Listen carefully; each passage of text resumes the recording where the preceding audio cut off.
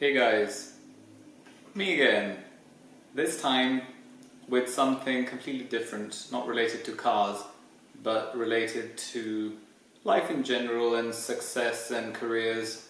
So if you're interested in cars, this isn't the one to watch. Still have some more flowers. I'm trying to get used to the idea of having flowers. I don't have any plants or trees in the house, but they're still here, more different ones, and I'm still alive, so that's good. Don't try this at home, by the way, if you're allergic. I've taken antihistamines. Okay, so today I want to talk about key steps to success. So 5 key things that I think are very important, and I've followed them throughout my life, and if anyone classes me as remotely, marginally successful, then my advice might be of some use. Otherwise, just humor me and listen to me, and maybe in one ear, out the other. Who knows? First of all, if you think that you're lost and you don't know what your path is, join the club. The whole world is lost. Especially if you're young. People in their late teens and early 20s, sometimes even throughout their 20s and 30s, people feel lost and they think, I don't know which direction. I ended up in a job that I don't really like and I don't know what I'm doing. Trust me. It's the way of the world. Everyone is lost. It all depends on how well you can fake it, that you're not lost. The vast majority of the world around us revolves on people faking their way through life. I can safely assume that there are probably about 5% of people who actually know what they want and are driven and doing what they want. The vast majority of people are lost. They're just faking it, and faking it well. The better you can fake it, the more successful you'll be. So don't feel lost, because everyone's lost, so it doesn't really matter. That's the first thing. Second thing is power of perception. So thanks to our media and the society and the culture, we are so brainwashed and programmed to believe in certain things. If we see someone driving a nice car, if we see someone wearing a nice suit, we assume that it comes with success, or it's a product of their success. There are things like, if you see someone who's smartly dressed, perhaps in a suit, is well spoken, we automatically assume that they're very well educated, they're groomed, they have good qualifications. May not be true. And there are many people I've come across like that who aren't.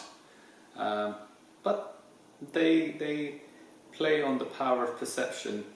I've driven past so many houses in London where you look at the house and the state of it and the price that you know roughly how much it is, and then you see the car parked outside and it's like the house and the car are worth the same. How come? Why? Those people are clever people. They know that they can't carry the house with them, but they can carry their car with them or take their car out. So people judge them based on what they drive rather than what they're really capable of. And therefore, perception is everything. So first thing is, don't feel lost. Second thing is, work on the perception. Be strong in whatever you're doing and in your beliefs, and people, if you believe it yourself, people will believe it as well. So the most difficult thing is convincing yourself that you're smart enough and clever enough. Once you've convinced yourself, then others will follow. So that's the key second thing to remember. Third point is wisdom and experience. As you grow older, you will realize that you will gain some experience, you learn certain things in life, and it will open your eyes to the reality of the world, and that feeling of being lost will slowly disappear, because you'll be able to see through people, and you'll be able to judge and understand how their brains work and what they're doing, and all of the various things that seem very, I don't know, outside of our reach or outside of our brain's comprehension suddenly start making sense, and you realize, this person is so and so and that's what they're doing. But whatever you do, don't call them out, because deep down inside everyone is scared. Your boss is scared of losing his job as much as you're scared of losing yours. So if you think someone's bluffing, don't call them out, because you'll push them in a corner, and what they'll do is they'll turn against you. And it may not be done on a conscious level, it will be done perhaps on a subconscious level because of their fear of being found out. So, as Shakespeare said, the world is a stage and we're all actors. If you're a good actor, then help the other actors, because the vast majority of the world is acting and pretending. So if you're not pretending, then you're very smart. You'll definitely, or well, most likely succeed and get to the top anyway. But if you're not 100% sure and you're 70% there and you're faking it by 30%, you don't want to be found out, same way others don't want to be found out. So don't feel the pride when you're wise enough and experienced enough to say, I'm going to pick on this person, because they will retaliate. The fourth thing, which I've sort of covered in the previous one, is whatever you do, think of yourself as an actor when you're out and about in a work environment. Don't say things that you can say behind closed doors, and don't think that people are not watching your every move and they're not judging you. Whether they do it consciously or subconsciously, they will.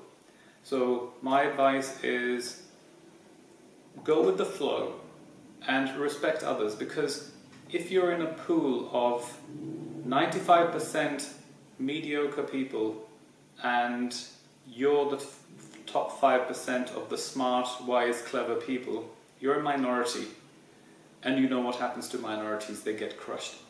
So if you start scaring people and calling them out on the mistakes or issues or their lack of abilities or capabilities, they will not be your friend, they will turn against you.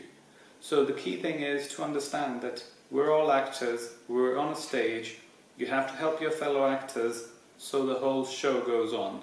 And all of that I'm saying to you now, it may sound like what a load of BS, and why is this guy telling us? Either for some of you I'll be stating the obvious, for others it will seem like I'm telling you to fake through life. But what I'm telling you is the reality of life, and if you choose to ignore it, you're going to keep getting kicked over and over again. So the sooner you realize this, the sooner your life will become comfortable and easy, and you will succeed. The thing is, it takes all sorts of people to be combined and put together to deliver a business, a project.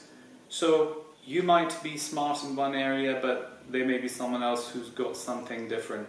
So instead of picking on people's faults, look for their abilities, and those around you that you think are not smart enough or not hardworking, they may have other skills that you can tap into and make it a well-oiled machine and make it work. I've worked for numerous organizations in my life, and the key to my success has always been people. And I do not treat anyone differently based on their capabilities, the CV, or I treat them as individual human beings, and I always look to tap into the best of their abilities and their potential. I've had staff who I was given handovers and history from the previous managers saying, this is a hopeless case, get rid of them. And I've proven that within a space of 3 months you can turn it around, you can make a very unproductive person into a productive person just by tapping into their potential, seeing what makes them tick, what makes them enjoy the part they're playing in this world. And if you can get that, you will realize you'll make better friends at work, you'll be successful, your life will be happier, and everyone else's life will be happy around you. Otherwise, you'll keep getting friction in your life. So the fourth point is, think of the world, think of Shakespeare. This is the stage, we're all actors and we have to perform and we have to play our roles, but we have to help each other as well. And then the last thing is, number 5, is power of persuasion. And this is like a sum up of all the things that I've said before. If you can persuade people that you're good enough, your battle is won. If I can persuade this cat not to jump onto the table when I'm filming, I would be successful. It's impossible. You've probably seen me do this a few times, but I love him. I'm allergic to cats as well, severely allergic. So, power of persuasion means believe in yourself, know that you're a good actor, know what your positives and negatives are. Instead of working on your negatives, focus on your positives. Because if you focus on your negatives, you're going to become a mediocre someone else. So focus on your positives, not on your negatives. Because if you improve your negatives, you'll just become a mediocre. And the same amount of effort put into your positives will make you extraordinary. And then going back to the other points about perception and believing in yourself, it's very important. So the persuasion element of this depends on what you have told yourself and how you believe in yourself. Because if you believe in yourself, you can persuade others. And once you can persuade others, you'll be successful. Hope this was of some use. If you want me to cover specific areas, I'm happy to do so. So comment below, let me know. Thank you very much to those of you who email me and put in requests and ask me for this. I'm just an ordinary guy.